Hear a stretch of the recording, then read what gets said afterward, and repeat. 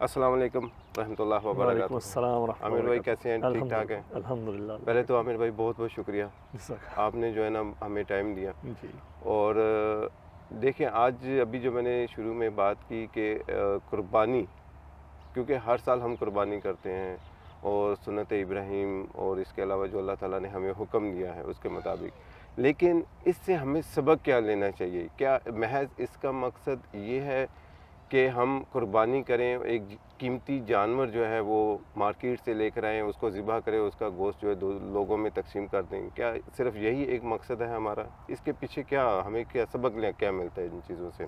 جی، تو دیکھیں اللہ تعالیٰ کے جو بھی احکامات ہیں ان کی حکمتیں تو بے شمار ہوتی ہیں، لیکن کچھ حکمتیں جو قربانی کے حوالے سے خاص طور پہ ہم سمجھ سکتے ہیں اور جو ہمیں بہت سمجھنے کی ضرورتیں ہیں، وہ میں اس طرح سے کہوں گا کہ دیکھیے قربانی سنت ابراہیمی ہے، آپ نے بھی بتایا، حضرت ابراہیم علیہ السلام کی سنت ہے، اور اللہ نے اسی کو زندہ رکھنے کے لیے اللہ نے ہمیں یہ حکم دیا کہ بھائی یہ والا کام آپ کیجئے، سارے لوگ کیجئے۔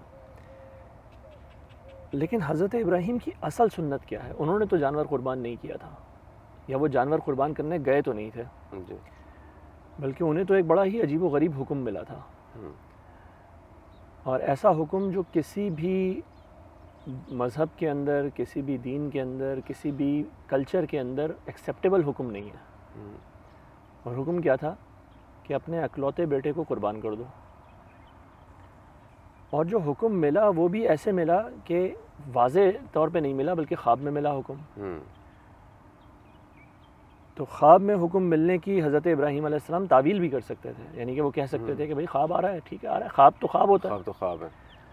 لیکن حضرت ابراہیم علیہ السلام نے اس خواب کو اللہ کی طرف سے ایک وحی کے طور پہ سمجھا بھی، اور پھر حضرت اسماعیل علیہ السلام کو بھی یہی بتایا کہ مجھے اللہ کی طرف سے حکم ہوا ہے۔ اور اصلاً دیکھیں کہ ہو کیا رہا ہے، حضرت ابراہیم علیہ السلام کو ایک ایسا حکم مل رہا ہے جو عام حالات کے اندر ایک انسان کے لیے ناقابل قبول ہے۔ جی ایسے ہی لیکن ہم اس کو سیلیبریٹ کر رہے ہیں، ہم اسی حکم کو اللہ کے، ہم آج میں ان کے تقریباً 4000 سال کے بعد آج ہم بیٹھ کے اس حکم کو منا رہے ہیں، اس کو سیلیبریٹ کر رہے ہیں۔ ہم کیوں کر رہے ہیں ایسا؟ یہ اس کی وجہ ہی کیا ہے؟ اس کے پیچھے حکمت کیا بن رہی ہے؟ اللہ نے حضرت ابراہیم علیہ السلام کو بہت سے احکامات دیے۔ اللہ نے کہا آگ میں کود جاؤ، حضرت ابراہیم علیہ السلام آگ میں کود گئے، آگ میں ہلاکت ہوتی ہے، لیکن حضرت ابراہیم علیہ السلام کودے اور آگ کے اندر سے اللہ تعالیٰ نے ان کے لیے سلامتی نکالی۔ اللہ تعالیٰ نے کہا بیٹے کو قربان کر دو، حضرت ابراہیم علیہ السلام بیٹے کو قربان کرنے چلے گئے، اللہ نے ان کے لیے اس میں سے سلامتی اور برکت نکالی۔ اللہ نے کہا اس سے بھی پہلے اللہ نے فرمایا اپنی بیوی کو اور اپنے بیٹے کو بے آب و گیا صحرا کے اندر چھوڑ کے آ جاؤ۔ یہ بھی کوئی ماننے والی بات نہیں ہے، لیکن حضرت ابراہیم علیہ السلام نے وہ بھی کیا۔ اللہ تعالیٰ نے اس کے لیے ایسا خیر و برکت کا ایک چشمہ وہاں سے جاری کیا جو آج تک چل رہا ہے اور جاری ہے۔ تو اصل بات کیا ہے کہ حضرت ابراہیم علیہ السلام کیا چیز قربان کرنے جا رہے ہیں، کیا چیز قربان کر رہے ہیں؟ تو وہ قربانی اصلاً انسان کی اپنی مرضی کی ہے۔ انسان اللہ کے حکم کے اوپر جب اس بات پہ راضی ہو رہا ہے کہ اللہ میں تیرا حکم مانوں گا اور میں اپنا حکم نہیں چلاؤں گا، میں اپنا حکم اپنی مرضی تیری مرضی پر اور تیرے حکم پر قربان کر دوں گا، یہ ہے اصل قربانی۔ باقی یہ جو قربانی ہم آج جانور کی کر رہے ہیں نا، یہ تو سمجھیں ایک نشاندہی ہے، ایک یاد دہانی ہے۔ جس طرح آپ یہ سمجھ لیں کہ ہم نے اسکول میں بہت سارے سبق پڑھے، اب وہ سبق ہم نے پڑھ لیا، اس کا رٹا مار لیا، ہمیں سبق یاد ہو گیا، لیکن اس سبق کی امپلیمنٹیشن اگر ہمیں نہیں آئی، اس کا نافذ کیسے کرنا ہے دنیا کے اندر۔ آپ نے ایک سبق سیکھ لیا، فزکس کا کوئی سبق سیکھ لیا جناب، کہ جب دھاتوں کو آپ گرم کرتے ہیں تو وہ پھیلتی ہیں، جی۔ یہ سبق اگر مجھے یاد ہو جائے لیکن میں اپنی زندگی کے اندر نہ سمجھ پاؤں اس کو، تو میں نقصان، اگر میں انجینئر ہوں تو میں نقصان کر دوں گا کسی کا۔ تو بالکل اسی طرح یہ جو قربانی ہے ایک جانور کی، یہ تو اللہ تعالیٰ نے ہمیں یاد دہانی کے لیے سبق کے طور پہ رکھ دیا۔ لیکن ہم نے جب اس کا صرف رٹا مار لیا نا ہوں، اور اس کی اصل امپلیمنٹیشن کی طرف نہیں دیکھا، اس کی اصل حکمت کی طرف نہیں دیکھا، تو اب کیا ہو گیا، ہمارے ہاں قربانی کرنا ضروری ہے، بڑی اہم چیز ہے، لیکن اب وہ نمود و نمائش کا ایک ذریعہ بن گیا ایسے ہی ہے. صرف اور صرف. ہوں، اور جہاں نہ بھی ہو وہاں پہ بھی اس کی اصل حکمت سے ہمارا ایک کنیکشن جو ہے نا وہ مس ہو رہا ہے. ہوں، اور اصل حکمت یہی ہے کہ انسان اللہ کے حکم کو مانے، ہوں، جب اس کو نہ سمجھ میں آئے تب بھی. حضرت ابراہیم علیہ السلام کو پوری طرح بات تو نہیں پتہ تھی، ان کو تو نہیں پتہ تھا کہ جنت سے مینڈا آ جائے گا. جی ان کو نہیں پتا تھا، انہوں نے تو جو حکم ہوا تھا اس کو ہی انہوں نے فالو تو کیا. اس کو فالو کیا. فالو کیا. ان کو تو تب بھی نہیں پتا تھا کہ جب آگ میں کودنے کا حکم ہے تو آگ ٹھنڈی ہو جائے گی. ہوں، ان کو تو تب بھی نہیں پتا تھا جب بیوی بچے کو صحرا میں چھوڑا گیا کہ بھائی ان کے ساتھ ہوگا کیا. ہوں، لیکن ان کو کس بات کا اطمینان ہے ہوں، کہ یہ میرے رب کا حکم ہے. ہوں، میرا رب غلط بات کا حکم دیتا ہی نہیں ہے. ہوں، میرا رب کو میرے لیے ہمیشہ اچھا ہی چاہتا ہے. ہوں، اچھا اب آج کے دور میں آ جائیے. آج ہمیں کیا لگتا ہے؟ آج ہمیں لگتا ہے کہ دین کے اصولوں پر عمل کرنا تو آگ سے کھیلنا ہے. ایسے ہی. آج میں سچ بول کے اپنا مال بیچوں گا تو بکے گا نہیں، ہوں، تو جھوٹ بول کے ہی بیچنا پڑتا ہے.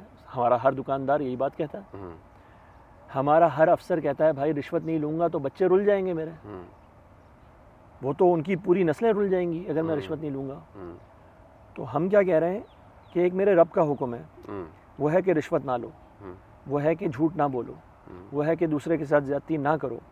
لیکن میرا حکم کیا ہے، میرا اپنی مرضی کیا ہے کہ میں کہتا ہوں کہ نہیں، اگر میں ایسا نہیں کروں گا تو میں برباد ہو جاؤں گا.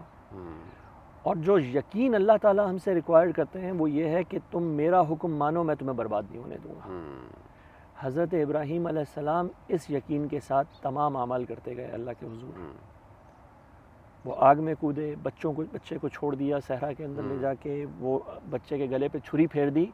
لیکن اللہ تعالیٰ کا وہ وعدہ کہ میں تمہیں چھوڑوں گا نہیں، میں تمہیں، جب تم میری بات مانو گے تو تمہارے لیے بھلا ہی ہوگا. جو ہم پڑھتے ہیں، ہم کہتے ہیں اے اللہ بیدک الخیر، اے اللہ تیرے ہاتھ میں خیر ہے. تو یہ حضرت ابراہیم، ہم منہ سے کہتے ہیں، حضرت ابراہیم نے کر کے دکھایا کہ تیرے ہاتھ میں خیر ہے. آج بھی ہم جب اللہ کے اس وعدے کے اوپر اعتبار کریں گے، یہ قربانی اصل میں ہمیں یہ یاد دلانے کے لیے کہ اللہ کی بات پر اعتبار کر لو، اللہ پر توکل کر لو، ان کی اللہ بات پر پہ توکل اعتبار کر لو. تم اللہ کی جب مانو گے تو اللہ تمہیں بے یار و مددگار نہیں چھوڑے گا. جو شخص اللہ کی مان لے گا وہ، اس کو نہ کوئی خوف ہوگا نہ کوئی حزن ہوگا. میں نے کہا نا کہ ایک جانور کا ذبح کرنا تو یاد دہانی ہے، یہ ایک نشانی ہے. ابراہیم کو یاد کرو، جانور ذبح کرو، میرے بندے ابراہیم کو یاد کر لو، اس کی قربانیاں یاد کر لو، اس کے اعمال کو یاد کر لو، اس کا جو طرز زندگی ہے اس کو یاد کر لو. تو ہم نے قربانی تو کر دی لیکن وہ ابراہیم علیہ السلام کو چھوڑ دیا. ہمیں نہ ان کی قربانی یاد، نہ ان کے طرز زندگی یاد، نہ ان کا ایمان یاد، نہ ان کا وہ جتنی بھی جس چیزوں کو اللہ تعالیٰ نے پسند کر کے ہمارے لیے جی مثال بنایا، تو ہم نے صرف اس کی مثال، اس کا رٹا تو لے کے رکھ لیا، لیکن اس کے پیچھے جو حکمت تھی ہم نے اس کو بھلا دیا. اچھا عامر بھائی، ایک بات اور میرے ذہن میں آئی ہے کہ دیکھیں قربانی تو میں نے کر لی، اب میرا اس کے پیچھے جذبہ کیا ہونا چاہیے اس قربانی کو لے کے. یعنی کہ میں صرف یہ جاننا چاہ رہا ہوں، ایک ہوتا ہے کہ بھی میں یہ قربانی کر رہا ہوں، اچھا یہ قربانی صرف اس جانور کی قربانی نہیں ہے، اس کے علاوہ اور کیا قربانی جو ہے مجھ سے کی. یعنی کہ انسان کے اندر جو ہے نا، ہم ہزاروں لوگ قربانی کرتے ہیں لیکن انسان کے اندر وہ جذبہ وہ نہیں ہوتا کہ وہ اس قربانی کے پیچھے اس کا مقصد کیا ہے.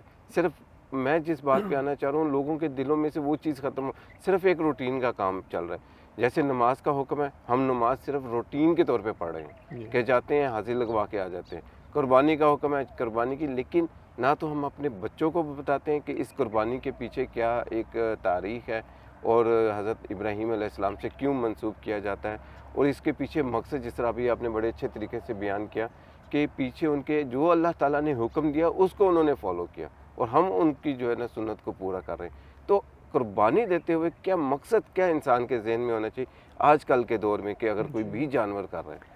دیکھیں ایک مسئلہ یہ ہوتا ہے واقعتاً کہ جو چیز بھی روٹین میں ہو جاتی ہے نا، تو روٹین کی چیزوں میں پھر جو گہرائی ہوتی ہے وہ تھوڑی سی مس ہو جاتی ہے انسان سے. اب ہم اپنی روزمرہ کی زندگی میں اتنے مصروف ہیں کہ ہماری نمازیں جو ہیں وہ بھی صرف نمازوں کا جو جسم ہے وہ رہ جاتا ہے، روح ختم ہو جاتی ہے۔ رہ گئی رسم اذاں روح بلالی نہ رہی، تو ہم نے رسمیں رکھ لیں، ان کی روح کو ہم چھوڑتے چلے گئے۔ اور ہر مذہب کے اندر جو سمجھیں کہ جب دین مذہب میں تبدیل ہوتا ہے، جب اس میں تنزل ہوتا ہے، تو یہی معاملہ ہو جاتا ہے کہ لوگ اپنے ظاہری عبادت کو تو بہت زیادہ رکھ رکھاؤ رکھتے ہیں اس کا، لیکن اندر سے کھوکھلے ہو جاتے ہیں۔ اللہ تعالیٰ ہمیں اس حال سے سب کو محفوظ فرمائے، ہم سب کا حال ایسا ہی ہے۔ تو اس کو یاد کرنے کا طریقہ یہی ہے کہ انسان پھر غور و فکر کرے نا اس چیز کا، تدبر کرے کہ واقعتاً اللہ تعالیٰ حضرت ابراہیم کی کس چیز کو پسند کر کے ہمارے لیے پسند کر رہے ہیں۔ تو حضرت ابراہیم علیہ السلام کا معاملہ یہی ہے کہ انہوں نے اپنی مرضی کو سرنڈر کیا اللہ کے سامنے، اللہ تعالیٰ کے، اور اس پہ اللہ تعالیٰ کا ان کو خراج تحسین ہے۔ یہ قربانی، یہ حج پورا کا پورا، یہ اللہ تعالیٰ کی طرف سے خراج تحسین ہے ابراہیم علیہ السلام کو، کہ یہ میرا ایک بندہ ہے جو جب اس قال لہ ربہ اسلم، دیکھیں اللہ تعالیٰ جب ان کی تعریف فرماتے ہیں اس قال لہ ربہ اسلم قال اسلمت لرب العالمین، جب بھی اس کے رب نے اس سے کہا مانو، وہ کہتا ہے میں رب العالمین کی بات مانتا ہوں۔ تو چوں چرا نہیں، اللہ کے فیصلے کی حکمت سمجھ آ رہی ہو تب بھی، اور نہ سمجھ میں آ رہی ہو، فیصلہ اللہ کا ہے۔ آپ دیکھیں حضرت ابراہیم علیہ السلام کو اطمینان یہ تھا یہ فیصلہ اللہ کا ہے، اللہ مجھے ضائع نہیں کرے گا، یقین تھا۔ حضرت اسماعیل علیہ السلام کو بتایا اپنا خواب، انہوں نے کہا اللہ ابا جان یہ اللہ کا حکم ہے، انہوں نے کہا اللہ کا حکم ہے، انہوں نے کہا ٹھیک ہے پھر ففعل ما تؤمر، آپ کیجئے جس کا آپ کو حکم دیا جاتا ہے۔ وہ اب میں ابھی پیچھے نہیں ہٹوں گا۔ کیوں ان کو اطمینان ہو گیا؟ حضرت اسماعیل ابراہیم علیہ السلام کے بیٹے ہیں، بالکل وہ کیا کہتے ہیں اللہ کا حکم ہے، پرفیکٹ، پھر کوئی مسئلہ نہیں ہے۔ بی بی ہاجرہ کے ساتھ حضرت اسماعیل کو چھوڑ کے جا رہے ہیں، وہ پوچھتی ہیں کہاں چھوڑ کے جا رہے ہو ہمیں؟ اللہ کا حکم ہے۔ ٹھیک ہے، یہ اطمینان ہمیں دلانا، یہ یاد دلانا تھا ہمیں کہ دیکھو آج تم اللہ کے فیصلوں کے اوپر پریشان ہو، آج تم اللہ کے احکامات کے اوپر پریشان ہو، تمہیں لگتا ہے کہ تم اللہ کے احکامات پر عمل کرو گے تمہاری روزی روٹی رک جائے گی، ایسا نہیں ہوگا، اللہ ضائع نہیں کرتا، اللہ ضائع نہیں کرے گا۔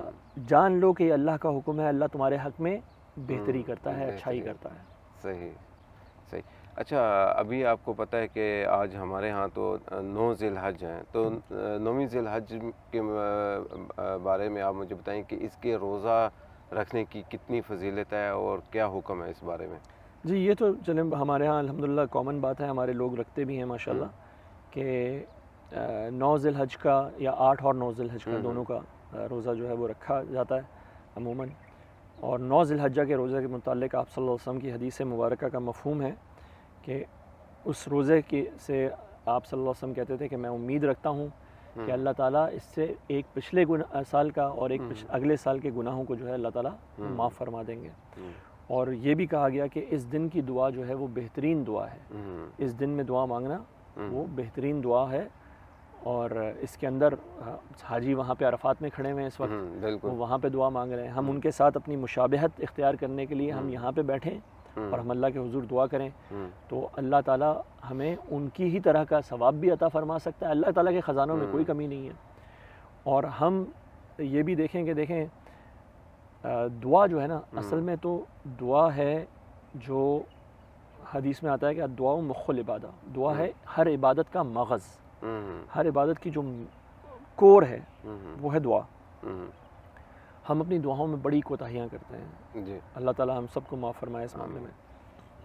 تو یہ ایک موقع ہے ہمیں اللہ تعالیٰ نے اسپیشل دے دیا کہ بھائی کھڑے ہو جاؤ اور میرے حضور میں دعا مانگو، اور اس میں ذرا ہم کہنا چاہیے ٹکا کے جتنی دعا مانگ سکتے ہیں ہم مانگیں۔ اور آج کل تو ہمارے لیے یعنی کہ ہم اپنی ذاتی زندگی کے لیے بھی مانگیں، لیکن ہمارے بھائی مظلوم فلسطینیوں پہ جس طرح ظلم ہو رہا ہے اور پوری دنیا میں مسلمانوں کے اوپر جس طرح جو حالت زار ہے ہماری، ہم اس کے لیے دعائیں مانگیں اللہ تعالیٰ سے۔ ہم اور کچھ نہیں کر سکتے تو کم سے کم یہ تو کر سکتے ہیں، تو ہم کم از کم اللہ کے سامنے یہ معذرت تو پیش کریں گے کہ اللہ ہم کچھ نہ کر سکے تو بھی ہم دعا کرتے ہیں۔ اگر ہم نے یہ بھی نہ کیا تو یہ تو پھر بہت ہی بدبختی کی اور بڑی ہمارے لیے مطلب افسوس کا مقام. جی ایک تو دعا یعنی کہ جو دعا یا ورد جو پڑھنے کو کہا گیا وہ لا الہ الا اللہ وحدہ لا شریک لہ لہ الملک ولہ الحمد وہو علی کل شیء قدیر یہ ہے. اور بہرحال اب ہم جو ہے وہ پھر تشریق والے بھی دن شروع ہو گئے تو اللہ اکبر اللہ اکبر اللہ اکبر لا الہ الا اللہ واللہ اکبر اللہ اکبر وللہ الحمد ہے. اچھا لیکن یہ دونوں تو ہے نا ذکر ہیں.